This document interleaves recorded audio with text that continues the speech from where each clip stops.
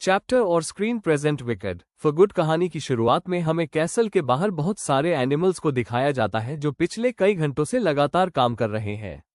वो काम करते करते थक चुके हैं, जिस वजह से एक एनिमल गिर जाता है। पर वहां पर जो गार्ड होता है उसे खड़ा करके एक बार फिर से काम करने के लिए कहता है। यह एनिमल्स के ऊपर क्रूरता है।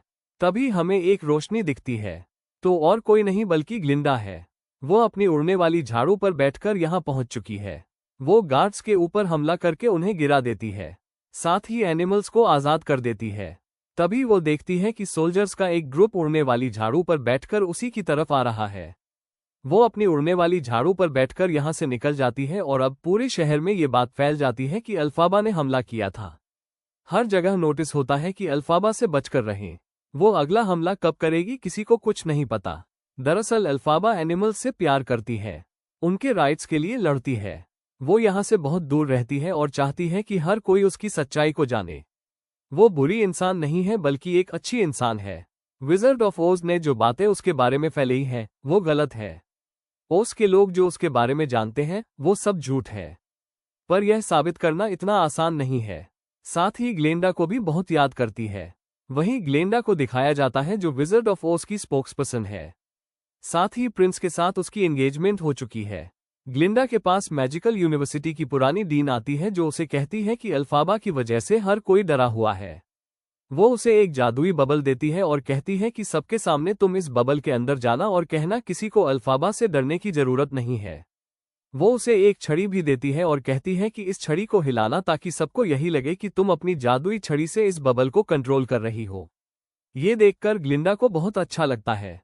वो उस बबल के अंदर बैठकर ओस के लोगों के पास जाती है और सबसे पहले अनाउंस करती है कि येलो ब्रिक रोड बन चुका है। यह वही रोड है जिस रोड को एनिमल्स के द्वारा बनाया जा रहा था, जिसमें एनिमल्स के ऊपर अत्याचार हो रहा था।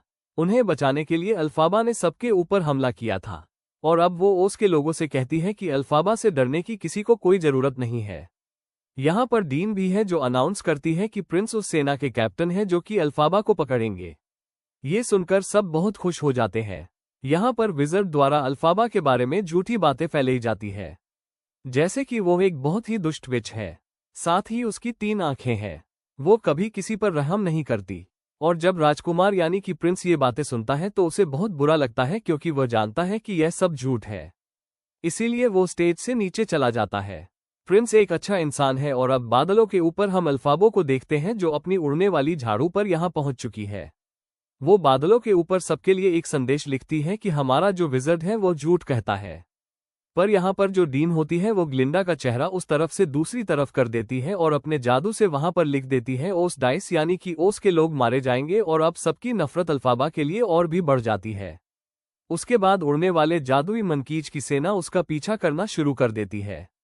वो अपने जंगलों में चली जाती है और बहुत आसानी से उन्हें चकमा देकर छुप जाती है। पर प्रिंस भी उसके पीछे है, उसके साथ उसकी सेना भी है। तभी प्रिंस एक जगह पर आकर रुक जाता है और अपनी सेना से कहता है कि अब हमें यहाँ से वापस जाना होगा। ये सब के सब वापस चले जाते हैं।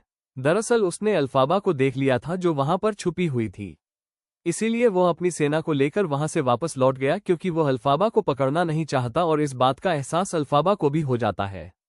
वहीं ओस के जितने भी एनिमल्स होते हैं वो सब ओस को छोड़कर जा रहे हैं क्योंकि वो उड़ने वाले मंकीज के अत्याचारों से परेशान है। इनमें वो बेयर भी होती है जिसने अल्फाबा का हमेशा ध्यान रखा। वो अल्फाबा की केयरटेकर थी। अल्फाबा इनके सामने आती है और कहती है कि ओज हमारा घर है, हम इसे छोड़कर नहीं जा सकते। बियर कहती है कि यहाँ पर रुकने का कोई कारण नहीं है। यहाँ पर एक लान भी आ जाता है जो कि डरपोक है। वो अल्फाबा से कहता है कि यह सब कुछ तुम्हारी वजह से हो रहा है। अगर तुमने अपने जादू से मंकीज को उड़ने की पावर नहीं दी होती तो आज वो हम पर अत्याचार नहीं कर पाते। और अब अल्फाबा की बात कोई नहीं सुनता। इसीलिए अल्फाबा अपनी हाफ सिस्टर के पास जाती है जो कि अपने पिता की मृत्यु के बाद मंजेकिन लाइन की नई गवर्नर है और यहाँ पर वो एक नया रूल लाती है कि उसकी परमिशन के बिना यहाँ से कोई बाहर नहीं जाएगा। दरअसल वो बोक से प्यार करती है और बोक यहाँ नहीं रहना चाहता, पर उसके नए रूल की वजह से बोक को यहाँ पर रुकना पड़ता है और अब बोक उसके लिए काम करता है जो कि उसकी मजबूरी है। अल्फाबा अपनी हाफ सिस्टर के पास आती है और कहती है कि मुझे तुम्हारी मदद की जरूरत है। पर वह कहती है कि मैं तुम्हारी मदद नहीं करना चाहती, तुम्हारी वजह से मैं बदनाम हुई। हमारे पिता की मृत्यु के बाद भी तुम कभी मेरे पास मिलने नहीं आए। दरअसल हमेशा से वो परेशान थी क्योंकि उसके दोनों पैर काम नहीं करते। वो चल नहीं पाती। बचपन से ही वो व्हीलचेयर पर है। साथ ही जिस आदमी यानी कि भोग से वो प्यार करती है वो उसे पसंद नहीं करता। और अब अल्फाबा एक स्पेल पढ़ती है, जो स्पेल पढ़ने के बाद वो हवा में उड़ना शुरू हो जाती है, जिससे उसे बहुत खुशी होती है। यहाँ पर भोग भी आ जाता है, जो अल्फाबा की हाफ सिस्टर से कहता है कि मुझे न्यूज़पेपर से पता चला है कि ग्लिंडा और प्रिंस की शादी होने वाली है।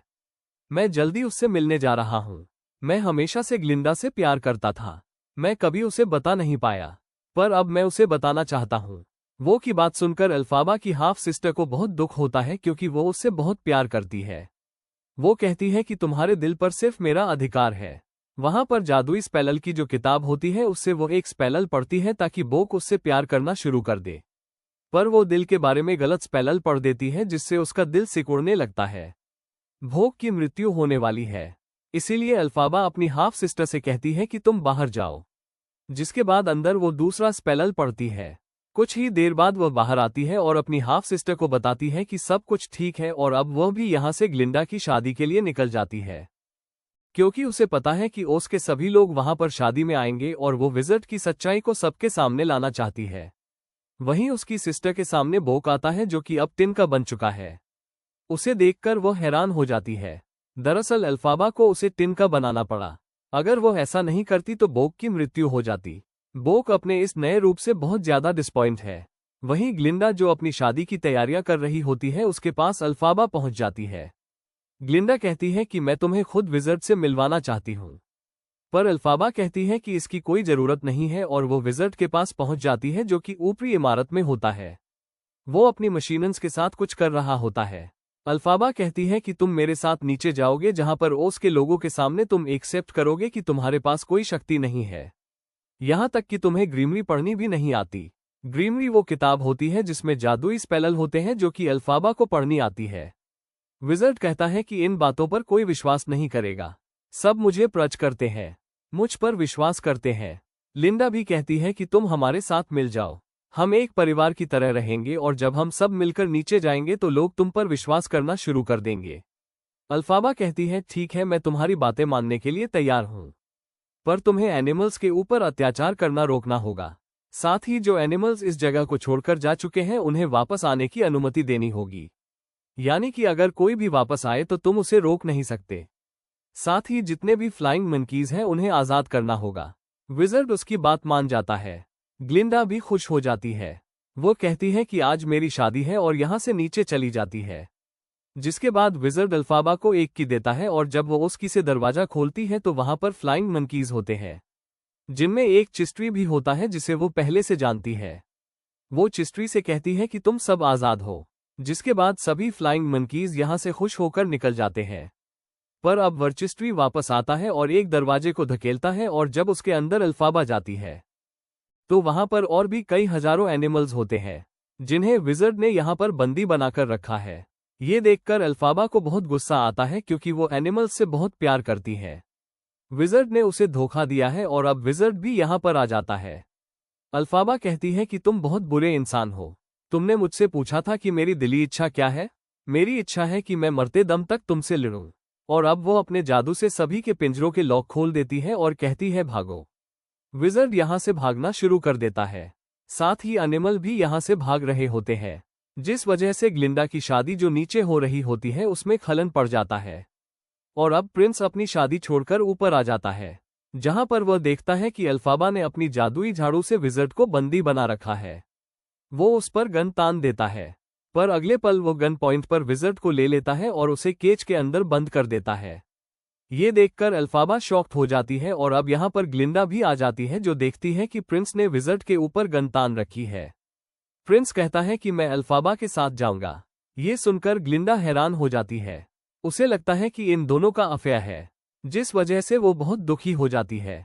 और अब यहाँ से अल्फाबा और प्रिंस निकल जाते हैं। जिसके बाद विज़र्ड कहता है कि हमें उन्हें पकड़ना होगा, पर हमारे पास हमारे फ्लाइंग मंकीज नहीं है। उनके बिना ऐसा करना बहुत मुश्किल है। लिंडा जो अब उनसे बदला लेना चाहती है, वो कहती है कि इसका एक ही तरीका है, हर जगह अफवाह फैला दो कि अल्फाबा की सिस्टर मुसीबत में है और जब उसे बात पता चलेगी तो वह अपने आप ही हमारे सामने आ जाएगी। दूसरी तरफ हम अल्फाबा को देखते हैं जो प्रिंस को अपने हाई आउट पर ले आती है।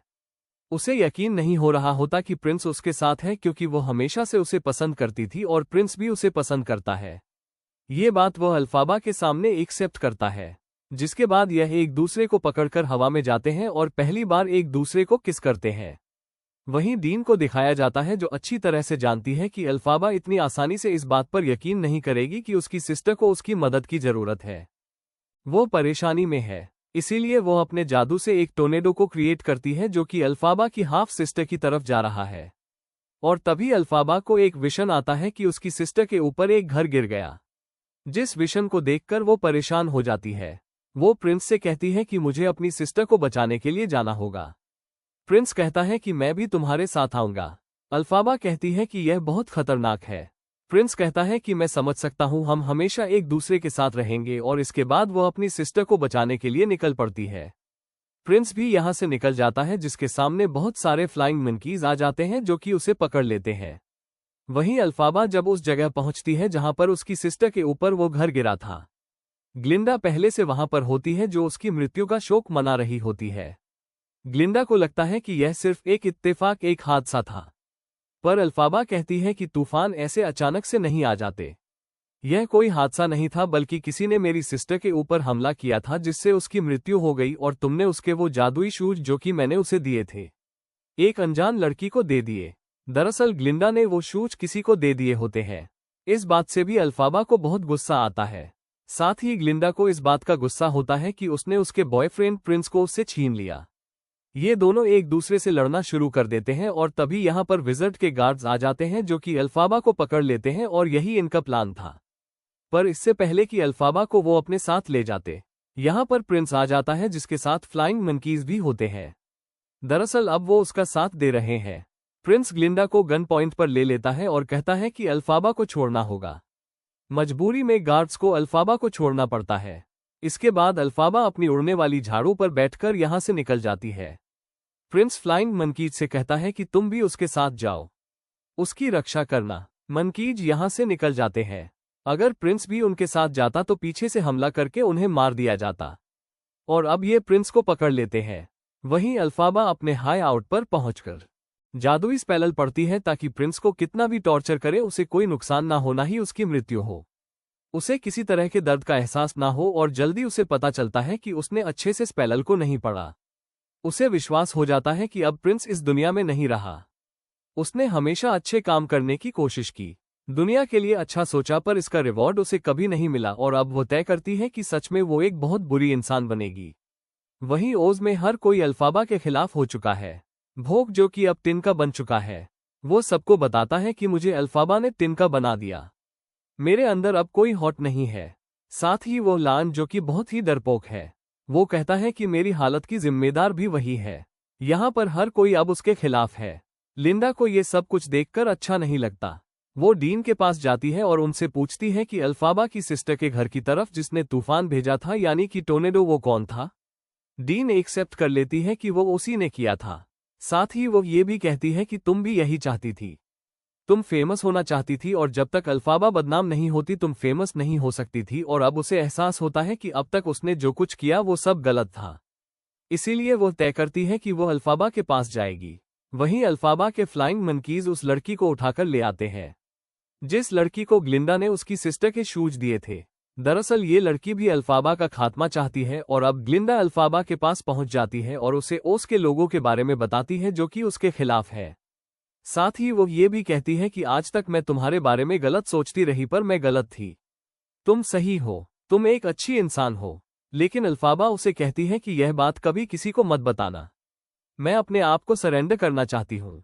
जब तक मेरी बुराई लोगों के सामने रहेगी तब तक वो तुम्हें अच्छा समझते रहेंगे। इसके बाद वो अपने जादुई स्पेल की किताब उसे दे देती है। ग्लिंडा कहती है कि मैं इसे पढ़ नहीं सकती। अल्फाबा कहती है कि तुम्हें सीखना होगा, तुम अच्छाई से बहुत कुछ बदल सकती हो, जो कुछ मैं नहीं कर पाई वो तुम कर सकती हो। और इसके बाद वो उसे एक जगह छुपा देती है। ये दोनों एक दूसरे को फाइनल गुड बाय कहते हैं। इन दोनों की आंखों में आंसू है और तभी ग्लिंडा अंदर से देखती है कि बाहर वही लड़की है जिसे उसने अल्फाबा की सिस्टर के शूज दिए थे। वो अल्फाबा के ऊपर पानी फेंक देती है जिससे उसका पूरा शरीर पिघल जाता है और उसकी मृत्यु हो जाती है। दरअसल उसे मारने का एक ही तरीका था और अब जब ग्लिंडा कुछ देर के बाद बाहर आती है तो वो देखती है कि वहां पर सिर्फ अल्फाबा की हेड होती है। वो उस हेड को पकड़कर बहुत रोती है। तभी वहां पर चिस्ट्री आता है, यानी कि वही फ्लाइंग मंकी जो कि अल्फाबा का बहुत अच्छा दोस्त था। वो उसे ग्रीन कलर के जादुई सीरम की बोतल देता है जो कि अल्फाबा की मॉम ने उसे दी थी। यह उसकी मॉम की आखिरी निशानी है। दरअसल अल्फाबा प्रिंस की मृत्यु से बहुत ज्यादा टूट गई थी, इसीलिए उसने अपने आप को सरेंडर किया। ग्लिंडास बॉटल को लेकर विजर्ड के पास जाती है और जब विजर्ड उसके हाथ में वो ग्रीन कलर के सीरम की बोतल देखता है तो वह समझ जाता है कि अल्फाबा उसी की बेटी थी। दरअसल वो उसकी मॉम को जानता था, उसके साथ डांस किया करता था। ये बोतल वो हमेशा अपने पास रखती थी और जब उसे पता चलता है कि उसकी वजह से उसकी बायोलॉजिकल बेटी मारी गई तो वह अपने आप को इस बात के लिए माफ नहीं कर पाता और ओस को छोड़कर हमेशा के लिए चला जाता है। वहीं अब ओस की नई लीडर ग्लिंडा बन चुकी है। फ्लाइंग मंकीज उसके साथ ही है। यहाँ पर डीन ने जो कुछ गलत काम किए थे उसके लिए उसे सजा दी जाती है। फ्लाइंग मंकीज उसे पकड़कर अपने साथ ले जाते हैं। साथ ही ग्लिंडा सबके सामने अल्फाबा के एक बहुत बड़े स्टैचू को जलाती है ताकि सबके दिलों के अंदर से उसका डर निकल जाए। अल्फाबा ने ही उसे ऐसा करने के लिए कहा था। तभी भीड़ से एक लड़की पूछती है, क्या अल्फाबा तुम्हारी दोस्त थी? वो कहती है कि हाँ। इसके बाद वो ओज में एक नया रूल लाती है। इंसान और एनिमल सब एक दूसरे के साथ मिलकर रहेंगे, कोई किसी के ऊपर अत्याचार नहीं करेगा, जिस वजह से ओज में सभी एनिमल्स वापस लौट जाते हैं। दूसरी तरफ हमें अल्फाबा के हाई आउट पर दिखाया जाता है कि अजीब सा दिखने वाला इंसान वहां पर आता है। वो एक जगह पर नॉक करता है। अंदर से अल्फाबा बाहर आती है जो अब भी जिंदा है। दरअसल यह उसका प्लान था और यह अजीब सा दिखने वाला इंसान और कोई नहीं बल्कि प्रिंस है जो अब भी जिंदा होता है, जिस बारे में अल्फाबा को नहीं पता था।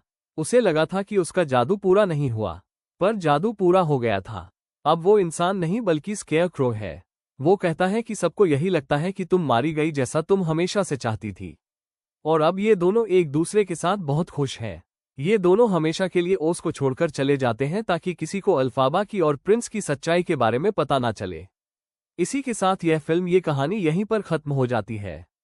उम्मीद करते हैं कि यह कहानी आपको पसंद आई होगी। यह वीडियो कैसी लगी यह आप मुझे कमेंट्स के अंदर जरूर बताना और अगर आपको वीडियो पसंद आई हो तो आप वीडियो को लाइक जरूर करना। बाकी आप में से जिन्होंने चैनल सब्सक्राइब नहीं किया वो जल्दी से चैनल को सब्सक्राइब कर लेना और सब्सक्राइब बटन के बगल वाले बेल आइकन को ऑल पर सेट कर लेना ताकि आप हमारे चैनल की सारी लेटेस्ट वीडियोस को सबसे पहले देख सकें। बाकी दोस्तों, मैं आपसे मिलता हूं ऐसी किसी और बेहतरीन वीडियो में। तब तक के लिए गुड बाय।